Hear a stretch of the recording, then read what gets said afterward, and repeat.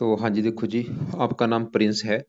आपने मुझे सवाल लिख के भेजे हैं कि दोनों कानों में दिक्कत आ रही है सुनने में, और आगे बढ़ने में दिक्कतें आ रही हैं। शादी कब होगी, शादी में डिले हो रहा है, भाग्य साथ नहीं दे रहा, और भी मतलब लाइफ में दिक्कतें परेशानी आ रही, कारण क्या है? आपने किसी का कुछ बिगाड़ा नहीं है भाई, दिक्कतें क्यों आ रही हैं? तो देखो जी, ये जो आपकी जो कुंडली बनती है, किसी भी बंदे की जो कुंडली बनती है, वो उसके पिछले कर्मों के हिसाब से बनती है। मतलब हमारे जो कर्म है वो पिछले, जो हमारे पिछले जन्म के कर्म थे, वो कर्म हमारे इस जन्म में हमें मिलते हैं। कईयों की कुंडली बहुत अच्छी होती है, मतलब कईयों के ग्रह बहुत अच्छे होते हैं, उच्च के बैठे होते हैं, अपने घर में होते हैं।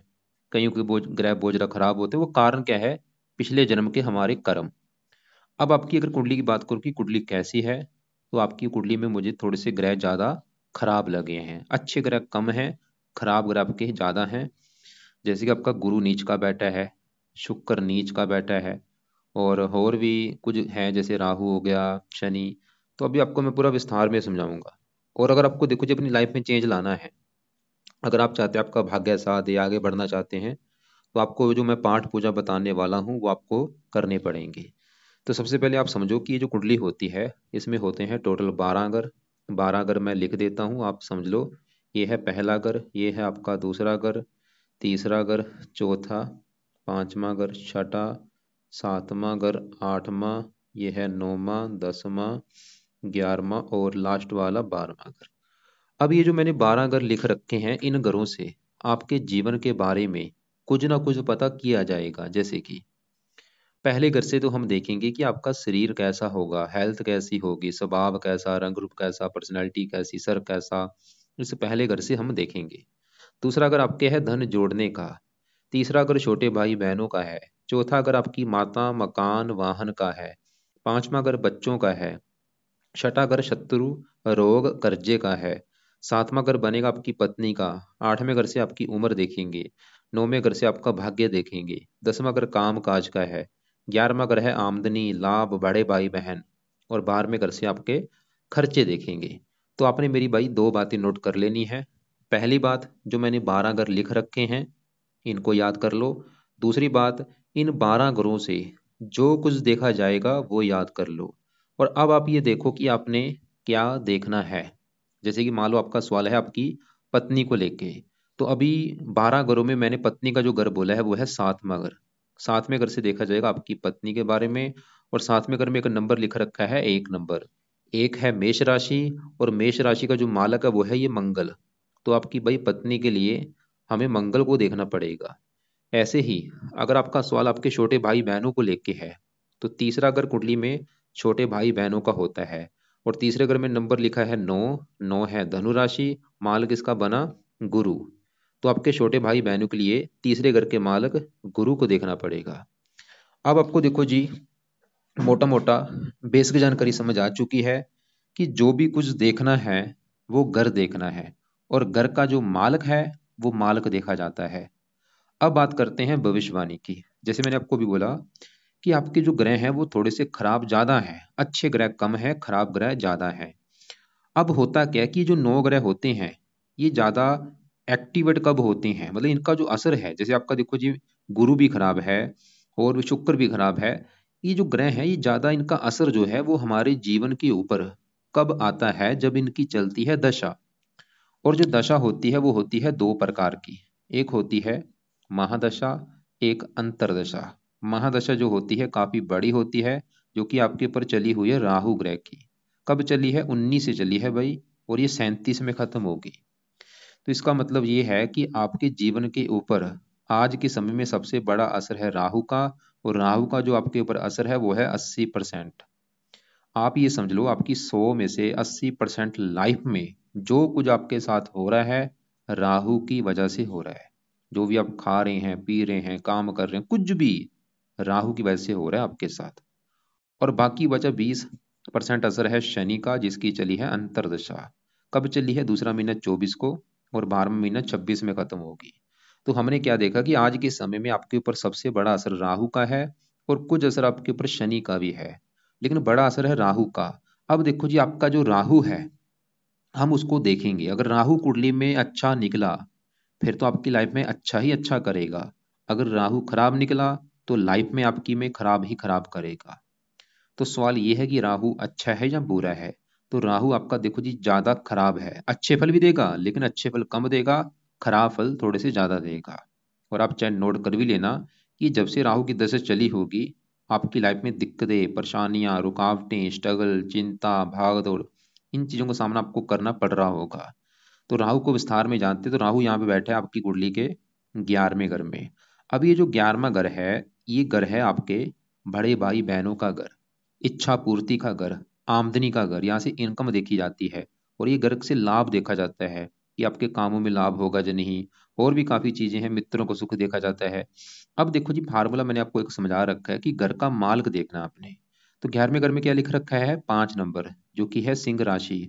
और सिंह राशि का जो मालक है वो है सूर्य। तो हमें देखना पड़ेगा सूर्य को। और सूर्य कहाँ बैठा है, इसी घर में बैठा है, जो कि एक बहुत बड़ी अच्छी बात है। आपको मैं एक बात बता दूं कि ये जो 9 ग्रह हैं, ये अच्छे फल क्यों देते हैं, अगर ये अपने ही घर में बैठे हैं। अगर ये अपने घर में बैठे हैं बहुत अच्छे फल देते हैं, अगर ये अपने दोस्त के घर में बैठे हैं फिर भी अच्छे फल देते हैं, अगर ये उच्च के बैठे हैं फिर भी अच्छे फल देते हैं। लेकिन अगर ये ग्रह किसी दुश्मन के घर में बैठे हैं, अच्छे फल नहीं देते। और अगर ये ग्रह किसी नीच राशि में बैठे हैं, फिर तो भाई बड़े लेवल पे बुरे फल देते हैं। अब आपको मैं एग्जांपल समझाता हूँ। जैसे कि मान लो मेरा घर है, मेरे घर में मैं बैठा हूँ, तो मैं अपने मतलब मैं अपने खुद के घर में बैठा हूँ, तो मैं क्या करूँगा, अपने घर का अच्छा करूँगा क्योंकि मेरा घर है। मैं अपने घर की सफाई भी रखूंगा, रक्षा भी करूंगा। अब मान लो मेरे घर में मेरा एक दोस्त भी आ चुका है, मेरा दोस्त भी मेरे घर में आ गया। अब दोस्त भी मेरे घर में आके मेरे घर में अच्छा करेगा, वो काम यहाँ पे होगा।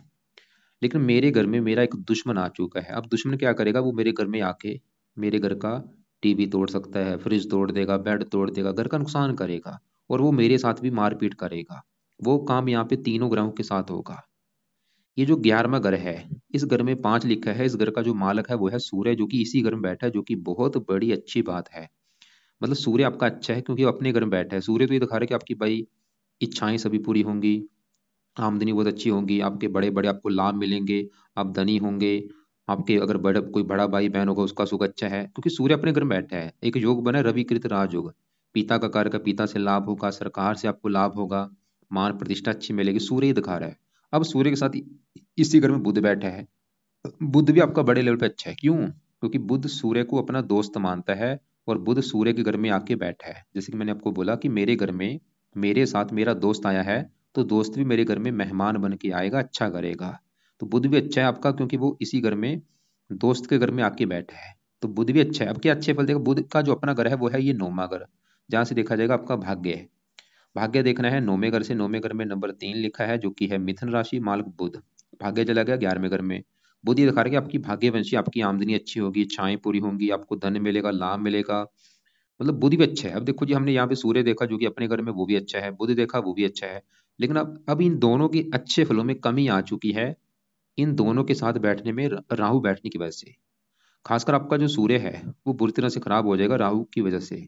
जैसे मैंने आपको भी बोला था कि मेरे घर में दुश्मन आया है, घर का नुकसान करेगा। मतलब आपका जो राहु है वो मैंने आपको बोला था कि आपको बुरे फल थोड़े से ज्यादा देगा। उसका कारण क्या है कि राहु जहाँ बैठा है 11वें घर में, वो सूर्य का घर है, ये जो 5 लिखा है सिंह राशि।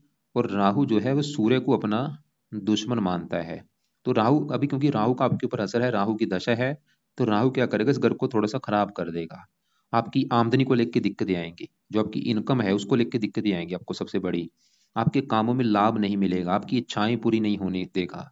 अगर आपका कोई मित्र होगा उसको लेके दिक्कतें आएंगी। और भी मतलब आपको, क्योंकि इसकी दृष्टियां भी हैं, 5वीं दृष्टि पड़ेगी तीसरे घर के ऊपर, यहाँ पे नीच राशि है, तीसरे घर को खराब कर देगा। तीसरे घर की जो भी चीजें हैं, तीसरा घर बड़े भाई बहन छोटे भाई बहनों का है, पराक्रम का है, उद्यम का, मेहनत का, साहस का। तीसरे घर से देखो जी आपका एक सवाल था कानों को लेके। ये जो 12 घर है, इनसे इनसे हम कोई ना कोई रोग देखते हैं। तीसरे घर से देखा जाता है, ये तीसरा घर तो हो गया आपका राइट कान, इससे देखा जाता है राइट कान। और ये जो 11वां घर है, इससे देखा जाता है लेफ्ट कान, आपका लेफ्ट जो कान है इससे देखा जाएगा।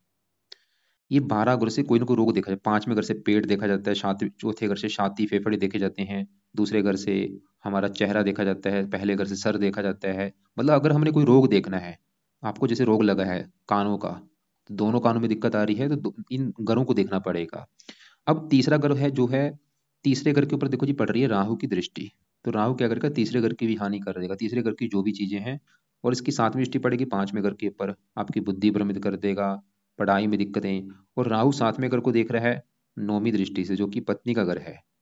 अब आपका अगर सवाल है कि पत्नी का सुख कैसा है, तो 12 घरों में सातवां घर है पत्नी का घर। और फार्मूला क्या था, घर का मालक देखना है। सातवें घर में नंबर है एक, एक है मेष राशि, मालक है मंगल। आपकी पत्नी के लिए हमें मंगल को देखना पड़ेगा। और मंगल के अलावा सातवें घर के ऊपर दृष्टि किसकी है, राहु की, राहु को भी देखना पड़ेगा भाई।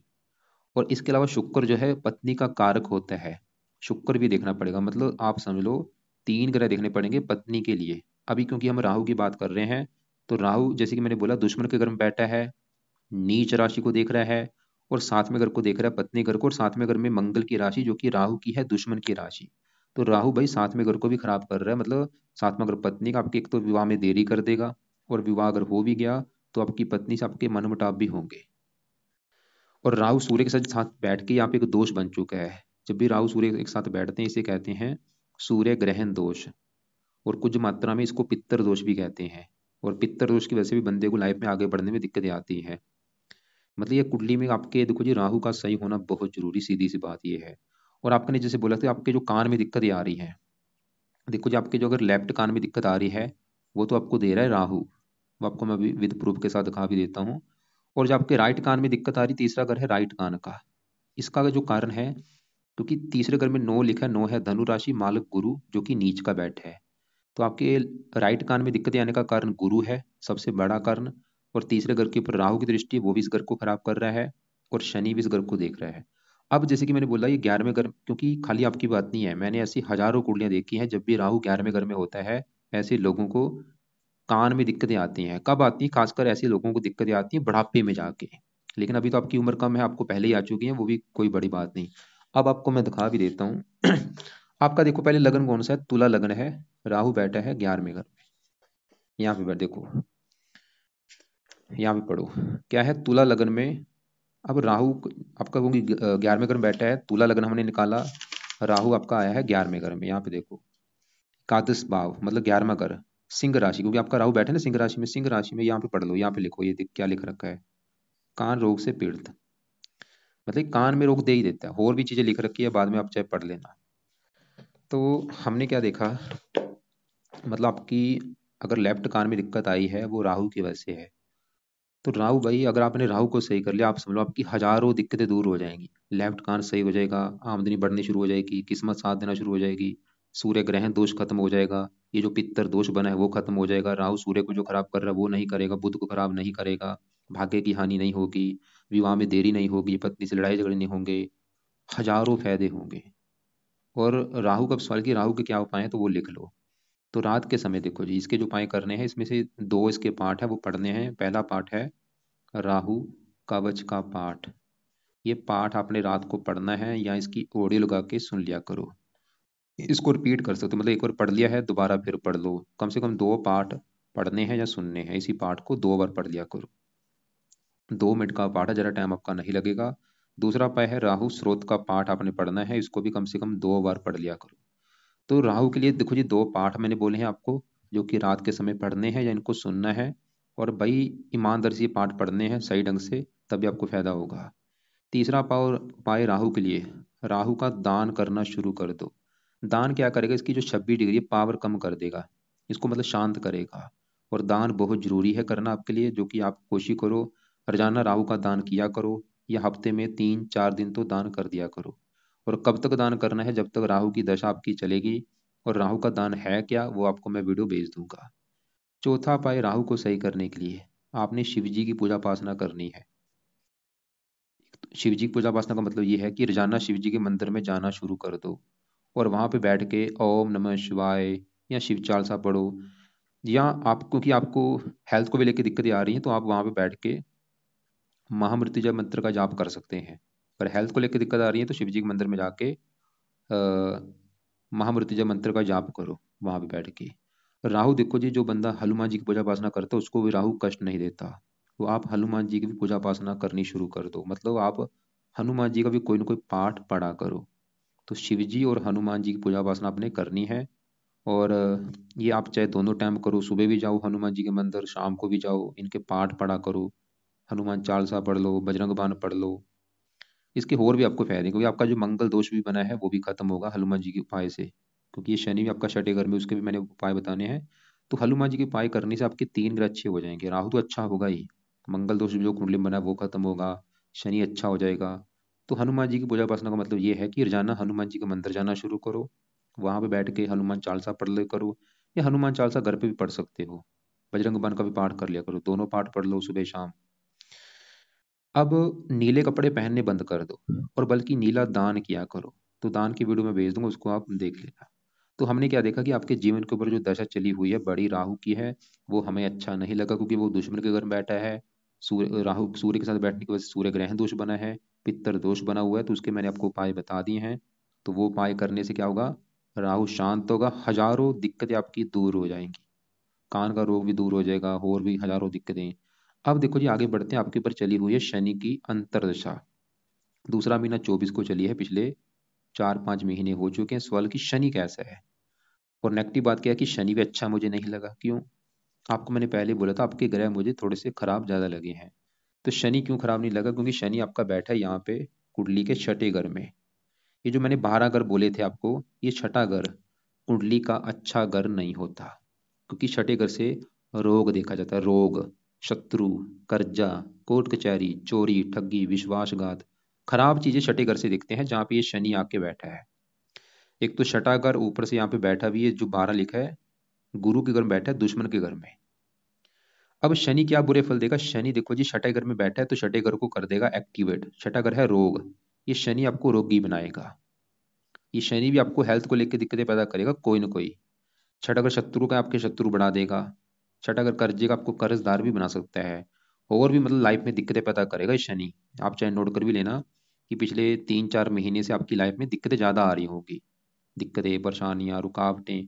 और शनि के इस कुंडली में अपने 2 घर हैं। कौन से घर हैं? एक तो शनि का घर है ये, चौथा और पांचवा। ये जो चौथा घर है, ये घर है आपकी माता का घर, मकान का घर, वाहन, आपकी भूमि, जमीन, जायदाद, नौकर चाकर। ये चौथे घर से देखेंगे, और चौथे घर में नंबर लिखा है 10, जो कि है मकर राशि, मालक बना शनि। तो चौथे घर का मालक है शनि, मतलब चौथे घर के बारे में जानना है तो चौथे घर के मालक शनि को देखा जाएगा, और वो है आपका छठे घर में खराब घर में बैठा है। मतलब शनि की वजह से अभी जो दिक्कतें आपको आएंगी, जो शनि की दशा चली है, ये चौथे घर को भी खराब कर देगा। मतलब माता, चौथा घर है माता, माता चली गई छठे घर में, ये आपकी माता को भी लेके दिक्कतें पैदा करेगा अभी शनि की दशा में। जहाँ तो आपकी माता बीमार होगी, या माता से आपकी बनेगी नहीं। चौथा घर मकान का, आपको मकान को लेके दिक्कतें आएंगी। चौथा घर वाहन का है, वाहन संबंधी दिक्कतें आएंगी, जहाँ तो आपका वाहन चोरी हो सकता है, या वाहन के ऊपर खर्चा ज्यादा होगा। चौथा घर भूमि, जमीन, जायदाद का, उसको लेकर दिक्कतें। चौथे घर से सुख देखा जाता है, सुखों में कमी कर देगा। और शनि इस पांचवें घर का मालक है संतान के घर का, ये संतान संबंधी भी चिंता पैदा करेगा कोई ना कोई आपको, जहाँ तो संतान बीमार होगी, या संतान से मनमुटाव होगा। पांचवा घर पढ़ाई, पढ़ाई में दिक्कतें, बुद्धि, बुद्धि भ्रमित। मतलब शनि का भी भाई सीधी सी बात है कि शनि का भी सही होना बहुत जरूरी है, क्योंकि शनि भी छठे घर में बैठा है। तो शनि के क्या उपाय हैं? तो पहला उपाय, आप शनि कवच का भी पाठ आपने पढ़ना है रात के समय। कवच क्या करता है? रक्षा का काम करता है। इस पाठ को, शनि कवच के पाठ को, इसको भी कम से कम 2 बार पढ़ना है, या एक बार तो पढ़ो जरूर भाई, 2 बार नहीं पढ़ सकते, कम से कम एक बार तो पढ़ो। ऐसे ही राहु कवच स्रोत के पाठ को भी ज्यादा नहीं पढ़ सकते, तो कम से कम एक एक पाठ तो जरूर पढ़ना है या सुनना है। और शनि का दूसरा उपाय है, शनि मंदिर जाना शुरू कर दो। रोजाना शनि के मंदिर जाओ। अगर अगर घर के आसपास शनि मंदिर है फिर तो आप रोजाना जा सकते हैं। अगर आपको लगता है कि घर से दूर है, तो शनिवार के दिन शनि मंदिर जरूर जाना है, और वहां पे प्रार्थना करना कि हे शनि देवता जी, आपके मैं मंदिर इसलिए आया हूँ क्योंकि आपकी जो चली है मेरी दशा, वो मेरी अच्छी जाए। तीसरा उपाय जो आपने करना है वो है शनि का दान करना है। दान इसकी पावर कम करेगा। और ये दान देखो जी, कोशिश करो जब तक ये दशा है आपकी, 12 महीना 26 तक, तो शनि का दान ये दशा तक आपने जरूर करना है। चाहे तो रोजाना कर लिया करो, या शनिवार को जरूर किया करो, या हफ्ते में 3-4 दिन दान कर दिया करो। क्या शनि का दान है वो आपको मैं वीडियो अलग से भेज दूंगा। वैसे इसका जो दान है वो है, जैसे कि आप रोजाना कौवों को रोटी डालो, काले कुत्ते को रोटी डालो, काली गाय को रोटी डालो, काली चींटियों को कुछ काले तिल डाल सकते हो। वैसे शनि के दान की वीडियो आपको मैं भेजूंगा, उसको देख लेना। नीले कपड़े पहनने बंद कर दो। शनि के हैं काले कपड़े, वो भी पहनने बंद कर दो। तो नीला काला बंद कर दो या कम यूज करो। अब हमने क्या देखा कि आपका भाई बिल्कुल समय अच्छा नहीं चल रहा, राहु की दशा है। और आपको मैं एक और बात बता दूं कि मैंने अभी तक जितनी भी कुंडलियां देखी हैं, सबसे मेरे पास ज़्यादा जो क्लाइंट आते हैं वो राहु की दशा वाले होते हैं। मतलब 80% जो मेरे पास कुंडलियां आती हैं, उनके ऊपर राहु की दशा जरूर होती है। जब भी राहु की दशा आती है भाई, ये हजारों दिक्कतें पैदा कर देता है। लेकिन आपको मैं ये नहीं बोलूँगा कि राहु बहुत ज़्यादा खराब है, क्योंकि राहु 11वें घर में जो अच्छे फल देता है, ये शेयर बाजार, सट्टा, लॉटरी आदि से धन भी देता है। आप उसमें भी पैसा अपना लगा सकते हैं, शेयर, सट्टा, लॉटरी आदि। और लेकिन राहु के पाए भी जरूरी है आपके लिए। अब आगे बढ़ते हैं। आपका देखो जी, जैसे मैंने ये चौथे घर का मालिक शनि हमने देखा, वो तो आपका है खराब, क्योंकि छठे घर में चला गया। अब चौथे घर में गुरु आपका वो भी नीच का बैठा है। गुरु मतलब चौथे घर में यहाँ पे जो 10 लिखा है, मकर राशि में नीच का होके बैठा है। सवाल ये है कि गुरु अच्छा है जब बुरा है, तो भाई गुरु भी आपका 100 में से 60 से लेके 60-70% आपको बुरे फल देगा। कारण क्या है? नीच का बैठा है। अब देखो जी, गुरु बैठा है चौथे घर में नीच का। आपको मैं सिंपल सी बात बताता हूँ। मान लो मेरा घर है, मेरे घर में कोई नहीं बैठा, मैं भी कहीं बाहर गया हूँ घूमने के लिए, और पीछे से एक आ चुका है दुश्मन। दुश्मन मेरे घर में आएगा, क्या करेगा? घर का सत्यानाश कर देगा मेरे का। घर में आग लगा देगा, चोरी कर देगा, टीवी तोड़ देगा। वो काम यहाँ पे गुरु करेगा। कहाँ बैठा है? चौथे घर में नीच का। चौथे घर को खराब कर देगा, चौथे घर की हानि कर देगा, चौथे घर का नुकसान कर देगा। और चौथा घर किसका है? माता का। चौथा घर आपकी माता, मकान, वाहन, भूमि, जमीन, जायदाद, नौकर चाकर, इनको लेके गुरु दिक्कतें पैदा कर देगा आपको। आपको माता संबंधी कोई दिक्कतें आएंगी, जहाँ तो माता बीमार होगी, या माता से मनमुटाव होगा, या माता को कोई कष्ट होगा। चौथा अगर मकान का है, मकान संबंधी दिक्कतें, वाहन को लेकर दिक्कतें, भूमि, जमीन, जायदाद, नौकर चाकर संबंधी दिक्कतें। और ये दिक्कतें गुरु की दशा में बढ़ जाएंगी। जब भी गुरु की दशा चलेगी, दिक्कतें बढ़ जाएंगी। और गुरु का जो अपना घर है, वो है ये तीसरा घर। ये जो तीसरा घर मैंने बोला था, तीसरे घर से आपके छोटे भाई बहन देखे जाएंगे, छोटी यात्राएं, पराक्रम, उद्यम, मेहनत, साहस। और तीसरा घर है राइट कान का। और तीसरे घर में 9 लिखा है, मालक गुरु, और वो बेचारा नीच का बैठा है। तो मतलब गुरु आपके तीसरे घर को लेकर दिक्कतें पैदा कर देगा। तीसरा घर राइट कान, तो राइट कान में दिक्कतें। छोटे भाई बहन, छोटे भाई बहनों को लेकर के दिक्कतें। पराक्रम में कमी, साहस में कमी। और ये राइट कान में दिक्कतें आपकी गुरु की दशा में आएंगी। और गुरु की दशा आपको मैं दिखा देता हूँ कब आपकी चलेगी। यहाँ पे देखो, जैसे अभी बड़ी आपकी बड़ी दशा चली है राहु की। छोटी आपकी बड़ी, इसके बाद चलेगी बृहस्पति की बड़ी दशा 37 में। लेकिन छोटी दशा आपकी बृहस्पति अभी निकली है, देखो। ये 9वां महीना 21 में चली थी, और दूसरा महीना 24 में खत्म हुई है। और आप चाहे नोट कर भी लेना, इसमें आपकी राइट कान में दिक्कत आई होगी बृहस्पति की दशा में। 9वां महीना 21 को, दूसरा महीना इसको राइट कान में भी दिक्कत आई होगी इसमें, इस दशा में। और आपको वैसे भी माता, मकान, वाहन, भूमि, जमीन, जायदाद, इसमें भी दिक्कतें आई होंगी, और भी रोगी बनाना। लेकिन गुरु अच्छा फल एक देगा आपको। इसकी 7वीं दृष्टि पड़ेगी इस 10वें घर के ऊपर। और 10वें घर में जो 4 लिखा है, ये है कर्क राशि, जो कि इस गुरु की है उच्च राशि। तो गुरु क्या करेगा? इस 10वें घर का अच्छा कर देगा भाई। 10वां घर काम काज का, मतलब गुरु आपके काम काज के लिए अच्छा है। ये काम काज का घर है, काम काज के लिए अच्छा है। पिता का घर है, पिता के लिए अच्छा है। सरकार, मान प्रतिष्ठा, इन चीजों के लिए अच्छा है। लेकिन अगर आप चाहते हैं कि गुरु आपका बिल्कुल अच्छा होना चाहिए, मतलब ऐसे क्या उपाय किए जाए ताकि ये गुरु अच्छा हो जाए? एक तो इसको शांत करना पड़ेगा, मतलब इसकी जो 20 डिग्री है, ये जीरो करनी पड़ेगी। बैठा भी 20 डिग्री का वक्री बैठा है। वक्री का मतलब जो आपको अच्छे बुरे फल देगा, जो भी बुरे फल मैंने बताए हैं, वो 3 गुना अधिक मात्रा में बढ़ जाएंगे इसके वक्री होने से। तो इसका जो, इसकी मतलब 20 डिग्री जीरो करनी है, वो कैसे होगी? वो होगी इसके दान करने से। तो पहला उपाय आपने करना है बृहस्पति का दान। और ये दान आप हर बृहस्पतिवार के दिन कर दिया करो। क्या दान होता है? पीले रंग का दान होता है। जैसे पीले चावल, पीली दाल, पीले केले। इसका भी दान आपको मैं वीडियो अलग से भेज दूंगा, क्या दान करना है। दूसरा पाए, आपने इस बृहस्पति का कवच का पाठ पढ़ना है। बृहस्पति कवच का पाठ आपने पढ़ना है। और ये सुबह के टाइम पाठ पढ़ा करो और जानना। और इस पाठ को कम से कम भाई मैं आपको बोलूँगा 2 या 3 पाठ इसके पढ़ा करो। तो 2 उपाय आपको मैंने बोले हैं। तो बृहस्पति का दान हर बृहस्पतिवार को करना है, और बृहस्पति कवच का पाठ सुबह के टाइम पढ़ना है, या इसको सुन लिया करो। और इस पाठ को 2-3 बार पढ़ना है या सुनना है। और पाठ खत्म होने के बाद बोलना है कि हे बृहस्पति देवता जी, आपका पाठ मैंने पढ़ा है या सुना है। आपका बुरा फल मुझे ना मिले, मेरा जो राइट कान है वो सही हो जाए। और आपको मैं यहाँ पे दिखा भी देता हूँ, ये वैसे भी देखो जी, जो बृहस्पति है इससे कान देखे जाते हैं।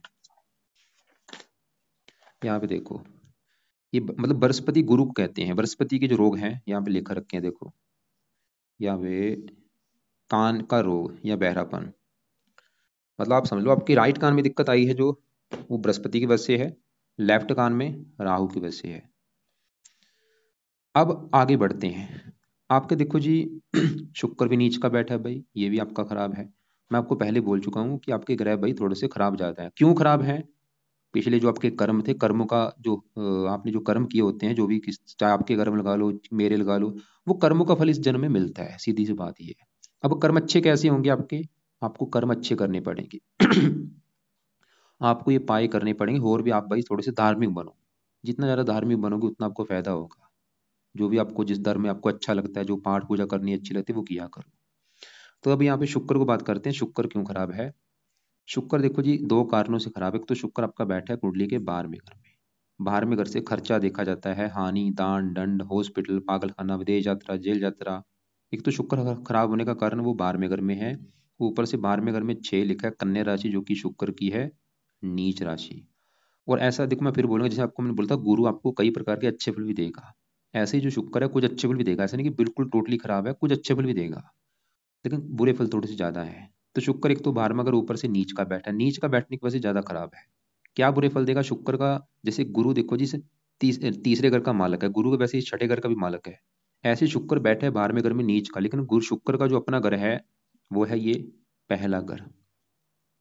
आपको भी मैंने 12 घर बोले हैं। 7वां घर किसका बोला है? पत्नी का। 5वां घर बच्चों का। चौथा घर आपकी माता का। तीसरा घर छोटे भाई बहन। ऐसे ही भाई जो पहला घर है ये आपका घर है, मतलब आप कैसे होंगे, आपका शरीर कैसा होगा, रंग रूप कैसा होगा, पर्सनैलिटी कैसी, सर कैसा, पहले घर से देखा जाएगा। और पहले घर में 7 लिखा है, 7 है तुला राशि, मालक है शुक्र। तो हमें अगर आपके बारे में जानना है, शुक्र को देखना पड़ेगा। अगर शुक्र अच्छा है तो आपका शरीर अच्छा होगा, शुक्र खराब निकला शरीर खराब होगा। तो पहले घर का मालिक शुक्र भाई खराब है, क्योंकि वो नीच का बैठा, ऊपर से 12वां घर। और 12वां घर किसका है? हॉस्पिटल, मतलब शरीर चला गया हॉस्पिटल के घर में, हानि, शरीर की हानि। 12वां खर्चा, शरीर के ऊपर खर्चा। मतलब शुक्र का सबसे बुरा फल मिलेगा आपको हेल्थ को लेके। शुक्र आपकी कर देगा हेल्थ खराब, आपको रोगी बना देगा शुक्र।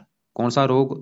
शुक्र है गुप्त अंगों का कारक, आपको गुप्त अंगों से रिलेटेड कोई गुप्त रोग हो सकता है। जैसे कि आपको पेशाब में कोई बीमारी होना, पेशाब में शक्कर की बीमारी, डायबिटीज वगैरह, प्रमेह, मधुमेह, गुप्त रोग होना, बवासीर होना, लिंग वीर्य, सभी रोग नहीं मैं बोल रहा, इनसे कोई जुड़ा रोग आपको हो सकता है, खासकर शुक्र की दशा आने पर।